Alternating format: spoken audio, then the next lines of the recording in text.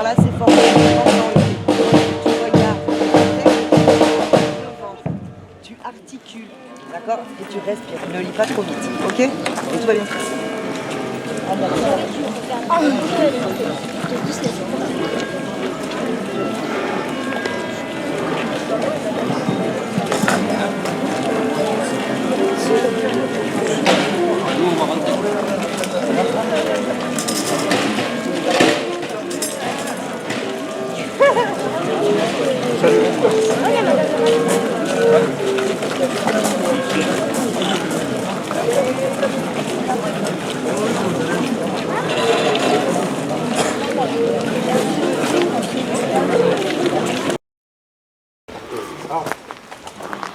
Repos.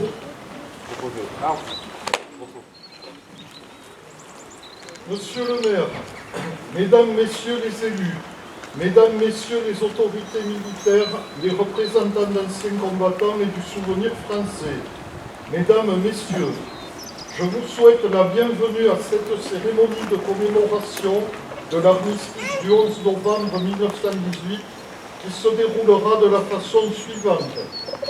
Monsieur Xavier Caux, maire de Mirepoix, ouvrira cette cérémonie par la lecture du courrier du ministre des Armées et de la secrétaire d'État auprès du ministre des Armées, chargé des anciens combattants et de la mémoire. En suivant, M. Louvet de Lost nous lira le message de l'Association des anciens combattants et des victimes de guerre. Des élèves de l'école Saint-Maurice de la classe de Madame Riera nous liront 2 poèmes. Enfin, les gerbes seront déposées au pied du monument aux morts avant de respecter une minute de silence et d'entonner la Marseillaise. La cérémonie se poursuivra ensuite au vieux cimetière où des élèves du collège de Mirepoix de la classe de Madame Montesinos liront un texte du souvenir français avant le dépôt de gerbes devant le mausolée. Enfin, nous nous rendrons devant l'olivier du souvenir pour rendre hommage aux victimes des attentats. Monsieur Stéphane Bourdoncle y lira un texte avant de déposer une gerbe.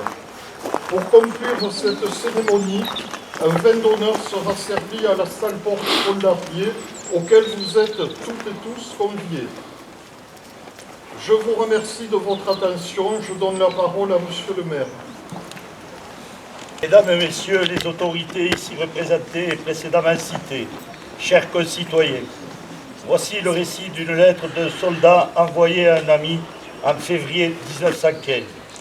Quand nous sommes arrivés par ici, au mois de novembre, cette plaine était alors magnifique avec ses champs à perte de vue, parsemés de riches fermes.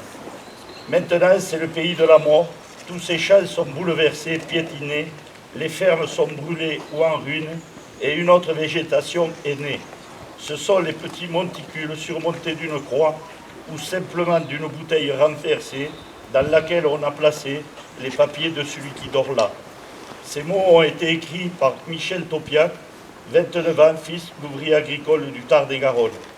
Après 4 ans de guerre, la France est proportionnellement en nombre de combattants tués le pays le plus touché, avec des millions de morts, de disparus et de blessés. Le soulagement que la fin de la guerre provoque ne cache pas le traumatisme des hommes qui rentrent blessés dans leur chair et dans leurs esprits.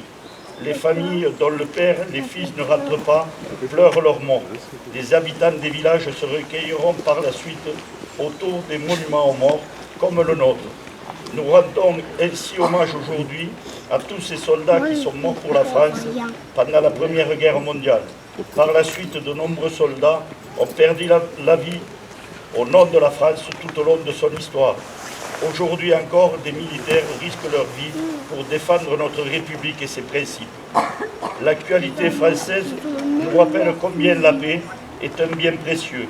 Nos soldats sont prêts à l'ultime sacrifice au nom de notre pays pour combattre toutes les formes d'oppression et de violence à l'encontre de notre nation et de ses valeurs.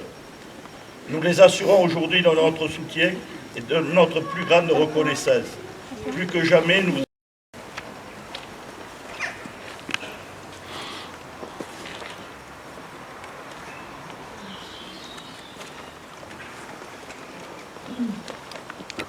Message de l'UFAC le 11 novembre 2023. Il y a 105 ans, le 11 novembre 1918, les cloches de toutes les villes et de tous les villages de France retentissaient pour annoncer la fin d'une tragédie qui avait duré 52 mois. Dès lors, notre pays se couvrit d'un manteau de monuments aux morts où furent gravés les noms de tous ceux qui, enfants de ces villes ou de ces villages, qui ne connurent aucune exception, avaient donné leur vie pour la sauvegarde de notre patrie. Au fond de l'âme de chaque Français, ces monuments avaient sans doute valeur de talisman, destinés à exorciser l'indicible et afin que celle que l'on dénomma la Grande Guerre fût la dernière.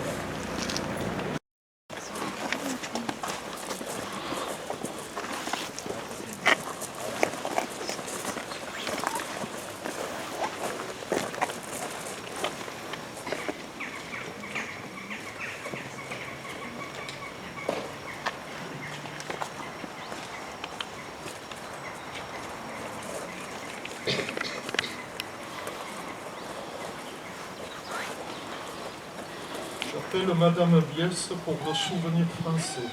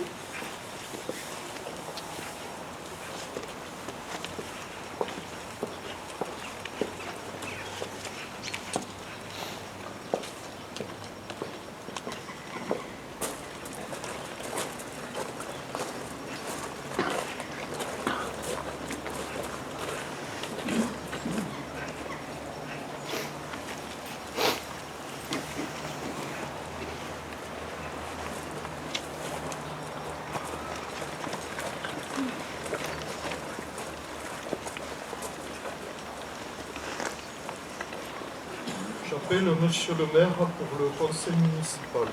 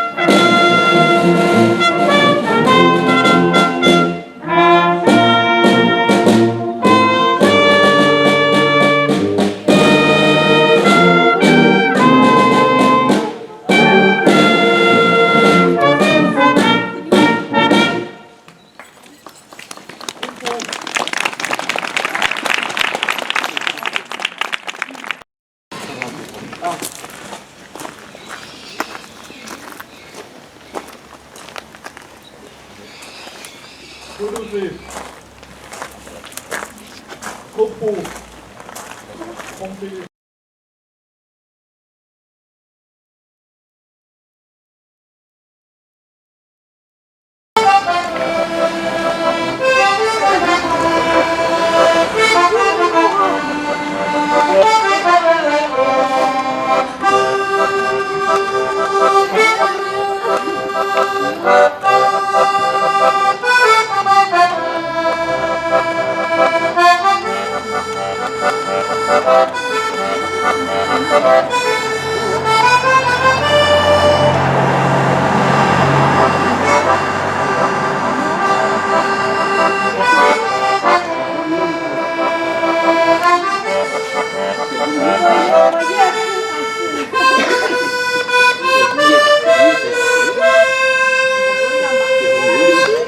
Hey, very good.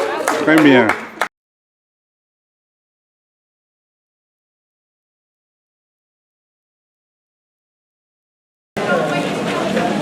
C'est le marche aux arbres aujourd'hui avec une vide-grenier.